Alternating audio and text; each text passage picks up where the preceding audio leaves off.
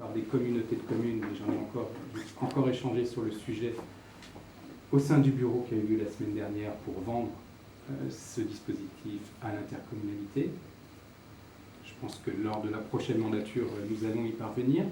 C'est un dispositif qui permet, qui est totalement financé par l'État et qui nous permettait non seulement d'avoir ces 26 heures, mais qui en plus nous payait tout un tas d'autres choses, à savoir, entre autres, les frais de fonctionnement de ce qu'on appelait la maison des associations, et prenait en charge aussi des frais mutualisés au sein de la mairie, que ce soit au niveau de la direction, etc.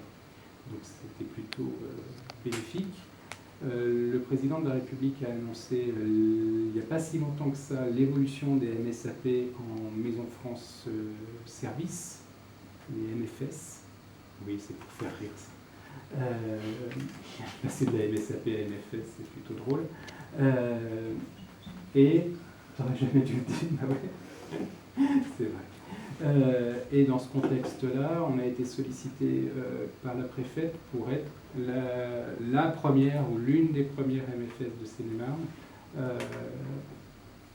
Et c'est dans ce cadre-là aussi qu'on a besoin de cette augmentation hebdomadaire. Le financement des MFS n'est pas encore complètement statué, mais on sait que le financement des MSAP ne sera pas pérenne. Même si cette année on a eu un rattrapage.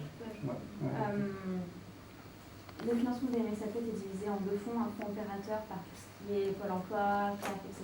et un fonds État, 15 000 € de chaque part, donc un total de 30 000 €, qui a été reconduit pour l'année 2019.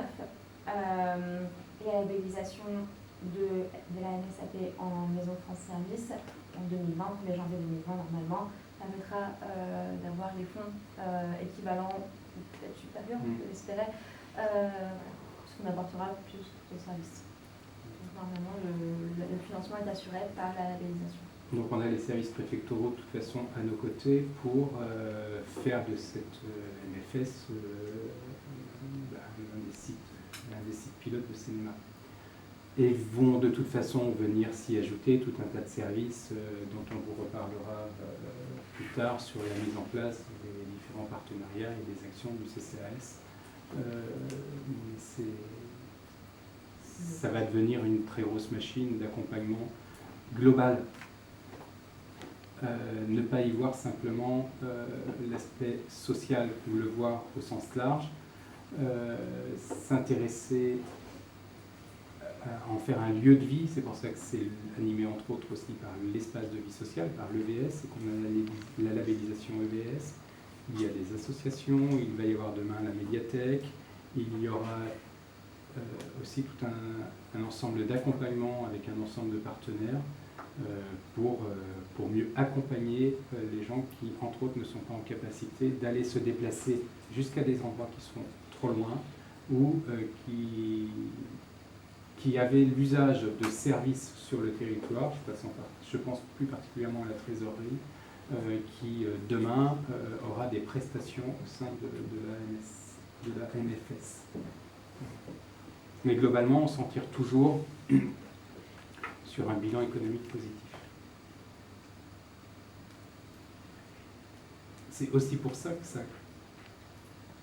Étant donné que le bilan économiquement est positif, étant donné que le service est certes pour les Brettois, mais quand même pour le territoire, il y a complètement du sens à ce que ce soit un sujet intercommunal.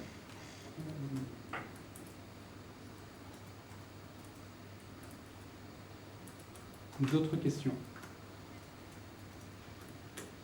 Qui est pour? 1, 2, 3, 4. L'unanimité, moi Geneviève. Oui, unanimité. Je vous remercie.